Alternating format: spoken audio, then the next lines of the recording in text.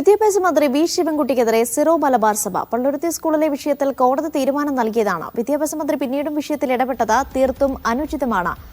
മന്ത്രി കോടതിയെ വെല്ലുവിളിക്കുകയാണോ എന്നും സിറോ മലബാർ സഭ ചോദിച്ചു. നിതിൻ സേവ്യർ വിവരങ്ങൾ നൽകും. നിതിൻ, വിശദാംശങ്ങൾ. ശിരോവസ്ത്ര വിലക്കുമായി ബന്ധപ്പെട്ട് പള്ളുരുത്തി സെന്റ് റീത്ത സ്കൂളിന് വീഴ്ച പറ്റിയെന്നും വിദ്യാർത്ഥിയെ പുറത്തേക്ക് ഗുരുതരമായ കൃത്യവിലോപമാണെന്നും എറണാകുളം വിദ്യാഭ്യാസ ഉപഡയറക്ടർ റിപ്പോർട്ട് നൽകിയിരുന്നു. അതിന് പിന്നാലെയാണ് ഇത്തരത്തിൽ നാളെ 11 മണിക്ക് മുൻപ് പ്രശ്നം പരിഹരിച്ച് സ്കൂൾ റിപ്പോർട്ട് നൽകണമെന്ന് ഭരണഘടനാവകാശം ലംഘിക്കാൻ ആരെ അനുവദിക്കില്ല എന്ന് നമുക്ക് വിദ്യാഭ്യാസ മന്ത്രി പത്രക്കുറിപ്പ് ഇറക്കിയത്. ഏതായാലും ഇതിനെതിരെയാണ് ഇപ്പോൾ ഇത്തരത്തിൽ സിറോ മലബാർ സഭ മന്ത്രി വി ശിവൻകുട്ടിക്കെതിരെയും സർക്കാരിനെതിരെ രംഗത്ത് വരുന്നത്.